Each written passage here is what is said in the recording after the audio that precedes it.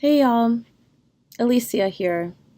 I'm so sorry I can't be there with you all this week. I got sick last week and now I have bronchitis. And now, of course, my partner also got sick because I've been coughing all around the house for the last week. So I apologize that I can't be there with you. But I thought I'd take a minute and just send my greetings, my love, and my solidarity, as well as a few comments to take with you. So, first and foremost, I want to just acknowledge as well, and I'm learning that Australia has its own untold history of slavery. That there were many who lost their lives as a part of Australia's blackbirding, which was derived from the Atlantic slave trade, and their descendants are now known today as Australian South Sea Islanders.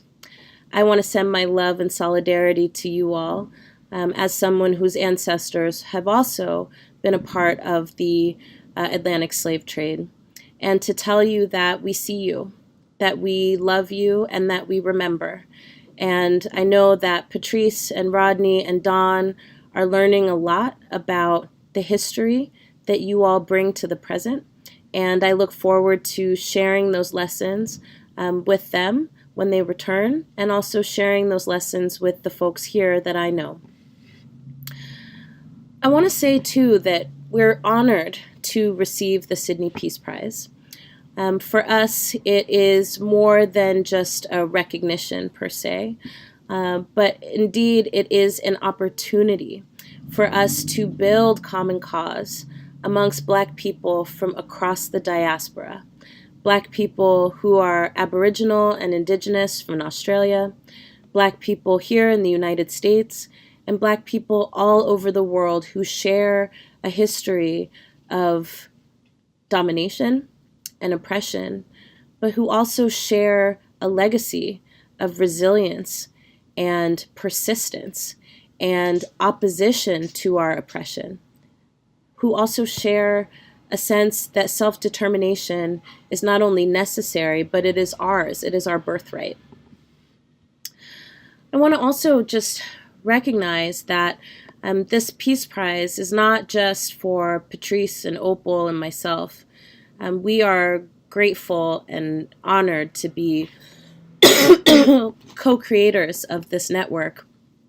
But this network wouldn't be a network without the hundreds of leaders across North America and throughout the world who have taken up Black Lives Matter as the banner of our generation and our movement for rights and dignity and self-determination.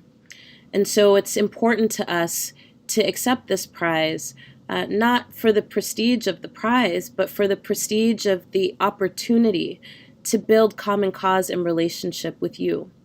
And so I want to say thank you, and that the prize to us means that it's a step for us to get closer to each other, to learn more about each other's histories, and to also share with each other our strategies of resilience, our strategies for how we reach self-determination, and our strategies for how we love and support each other along the way. I know that Rodney, Patrice, and Don are there representing BLM, and I have to say there couldn't be a better team there. Rodney, Patrice, and Don are some of the most brilliant, effective, visionary organizers that I know, and I'm really, really proud that they're there with you. And while I'm sad that I can't be there with you, we just use this as an opportunity to remember that BLM is a leaderful movement. That means it's not about any of us individually, but more so it's about what each of us individually bring to a bigger whole. And so this is an opportunity for you all to experience what it means for us to be leaderful. I also want to say that along the way, BLM was really intentional about trying to build out a leaderful movement, because we know that from our history, that being leaderful, or at least being grounded in a model of charismatic leadership, has never served us.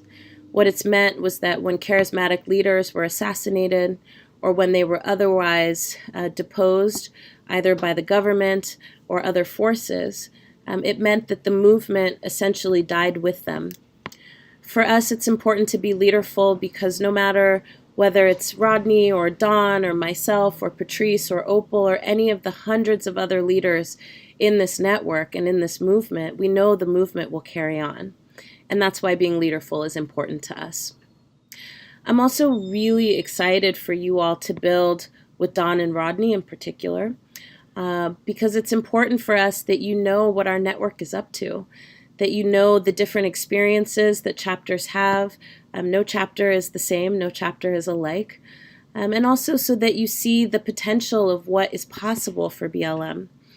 We know that we're not the only game in town, but we're only strong if we are connected, not just throughout the United States and throughout North America, but throughout the world. And that is really something that we're trying to figure out how to do better, how to do more of, and how to build the capacity to really build a global movement. And so we hope that you all will be in dialogue with that, with us about that this week while the team is here. I'll just close with this. I started off this video talking about how sorry I was that I'm not there with you, that I came down with a sickness last week that has now developed into bronchitis, which is not a pretty sight. But I have to also say that it's really important to me that you all have been so gracious about making sure that the events and the activities continued forward. For me, it means that I get a chance to rest when I really need to.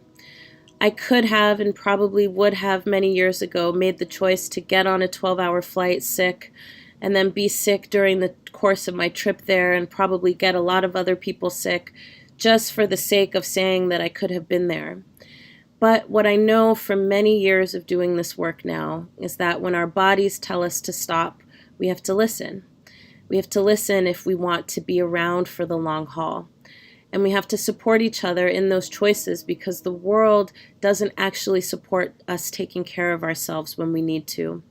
So I want to extend a heartfelt thanks to you all for making sure that there's events that I can participate in through technology during this week. Even though I won't be able to be there with you physically, I certainly hope to join in on some of the events and the meetings and the sessions coming up over the rest of this week.